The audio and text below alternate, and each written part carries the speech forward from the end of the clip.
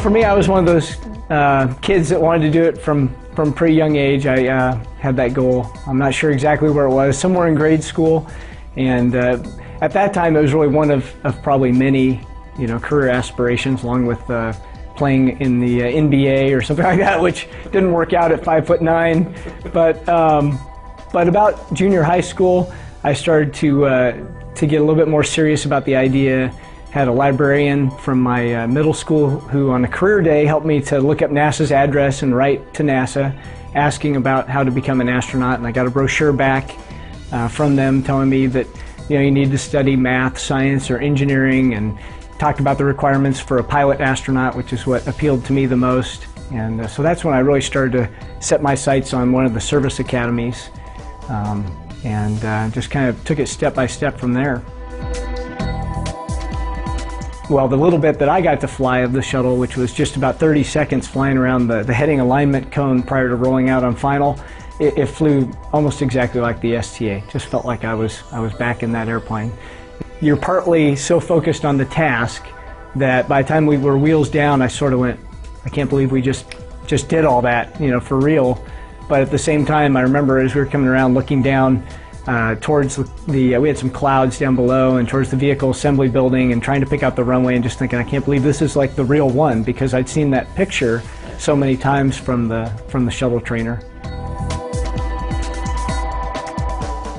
As far as the actual launch, a couple things surprised me. One was the engine start. I thought it seemed a little bit more chaotic in the vehicle in terms of the vibration when the engine started than I remembered from our sim. So that initial startup from to 100% on the engines is about 6 seconds prior to launch. And so I remember noticing that the vehicle just shook in a different way than I had expected. And then when the solid rocket boosters lit, it felt like a bomb had gone off under your seat, and basically that's what happened. 6 million pounds of thrust, instantly. It's an immediate hit.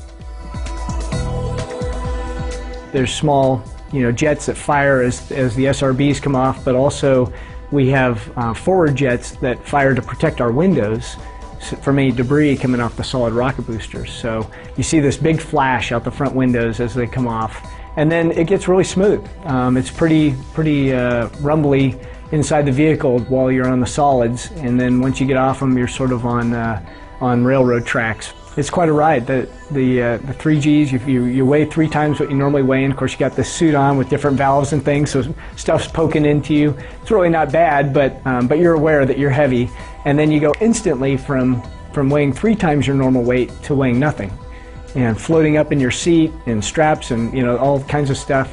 Books floating up, and dust comes up, and so it's really neat how quick that happens. Well, I had high expectations, and they were all exceeded. They really were.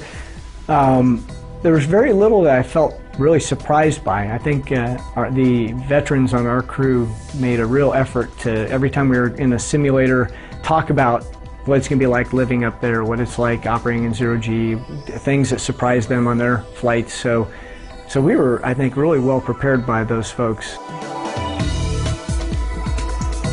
And then we were fortunate enough on our return, we came back over the US for our landing. So we hit sunrise on orbit somewhere around the west coast, but we really couldn't see the ground because it was still dark on the ground.